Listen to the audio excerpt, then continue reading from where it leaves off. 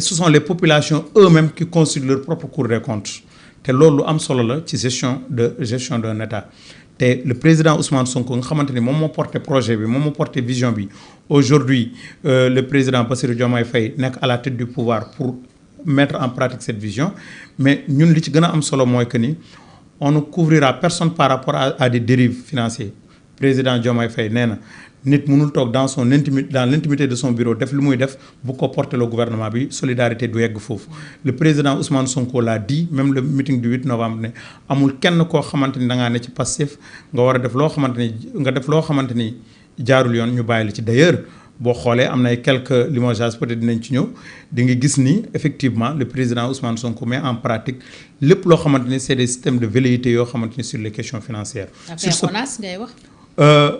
ONAS, bon, je ne maîtrise pas trop le dossier, mais visiblement, c'est un peu lié à un problème de gestion. Mais il y a une direction. Donc, et peut-être on va toujours dans cette direction-là. À chaque fois qu'on se rend compte qu'un directeur ne fait pas correctement son travail, ou bien qu'un ministre ne fait pas correctement son travail, mais je connais l'état d'âme de mes dirigeants, le président Ousmane Sonko, le premier ministre Ousmane Sonko et le président Bassirou Diomaye Faye, naturellement, ils vont sévir. Alors, fawee alalu askan bi nga wax sànq nag am nañu leen tuumaal ne moom ngeen def ci 5 milliards yi ngeen jël jagleel ko ñi ngeen jàppee les victimes les détenus politiques les martyrs du régime de Macky Sall li ci Maymouna Dièye ministre de la famille wax rawatina ndax dafa gën a yokk coow li ba keroog assemblée nationale yaakaar naa ne sa kanam la bi ko Abdou Mbow naan li nga def du lenn lu dul détournement de deniers publics lan moo xew ci moom la ak lan moo ciy seen taxawaay yéen xam nga dans la gestion de l'État dafa am responsabilité boo xamante ni moo war kiy diriger boo amee ay malades des blessés yoo xamante ni dañ leen war a faj te warta xaar munoo nekk dans un processus de questions financières pour mu aboutir pour nga def li nga war a def li nga war a def mooy nga anticiper pour sauver encore des vies humaines. Je donne un exemple très simple. Nous, dans le département de Podor, on avait un blessé boo xam ne dafa jotoon bal ci biir kooku il fallait coûte que coûte jël ko en charge yóbbu ko Maroc. Est-ce que moralement on devait se dire bon écoutez on va régler les questions financières mu jaar Assemblée nationale on règle etc. on fait des décassements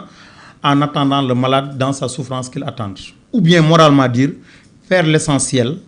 ensuite andi les pièces justificatives ñu justifier les 5 milliards. Visiblement la deuxième option est la bonne parce qu'il s'agit de vie humaine ici te loolu moom moo expliquer ce qui s'est passé xam nga li ci gën a am importance mooy ces 5 milliards est-ce que ça a été orienté vers des personnes pour les soigner? Effectivement c'est le cas. Maintenant nag reddition des comptes dana am reddition des comptes bu amee dinañ xool effectivement si fi mu waroon dugg na fa en tout cas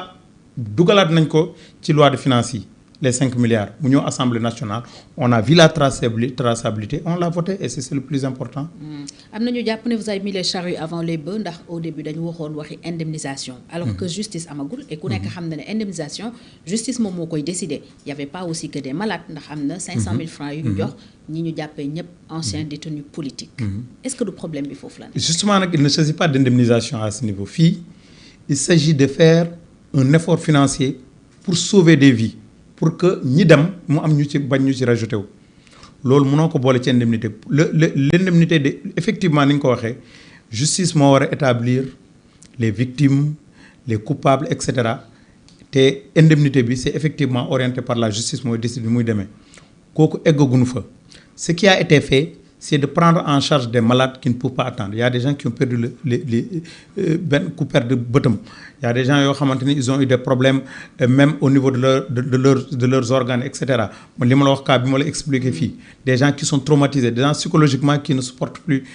bien donc yooyu yëpp c'est des choses yoo xamante ni l'État a la responsabilité de veiller sur ces populations et de veiller à ce que ces gens-là soient soignés puisque li leen dal ak lu mënti am même si c'était même des gens yoo xamante ni dañoo coupable tey jii boo amoon prisonnier mu nekk ci diggante dund ak dee tu es dans l'obligation de le soigner fût-il un assassin donc il faut que nit ñi xam loolu et c'est exactement ce que le régime a fait et ça c'est sur le plan moral d'abord qu'il faut le faire maintenant indemnité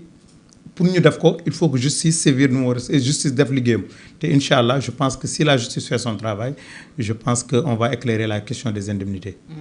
Justice pour mu def liggéeyam am na ñu jàpp ne foog ñu abroger la loi d'amnistie ni ngeen ko diggee woon seen leader diggee woon ko noonu bi muy campagne pour les législatives lan ngeen ciy xaar. effectivement xam nga. loi d'amnistie bi ñu am majorité et justement on a porté une initiative parlementaire qui a été portée par l'honorable Amadou Ba aujourd'hui ministre de la culture pour ñu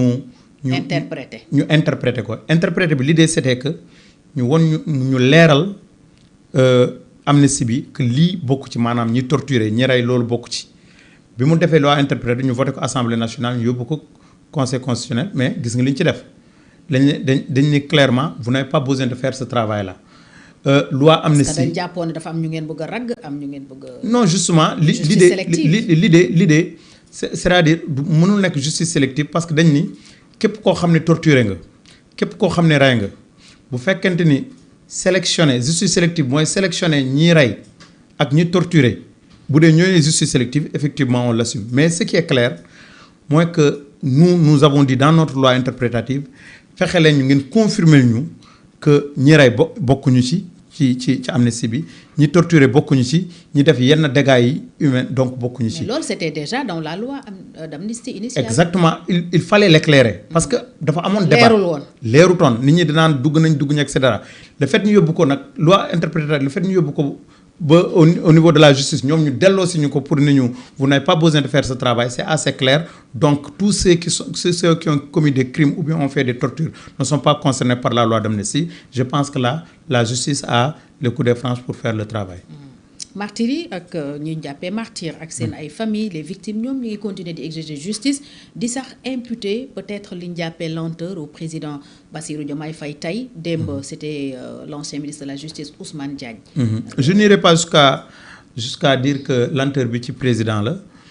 non mais dégg nga seen oui nit ñi effectivement et c'est de bonne guerre parce que. lim ci waxul ci discours 31 décembre sax. exactement loolu aussi je le concède te mieux encore. Mon président Bassirou Diomaye Faye dans un de ses discours dans une de ses rencontres je pense que c'était une émission après le discours du 31 décembre l'année passée dafa ni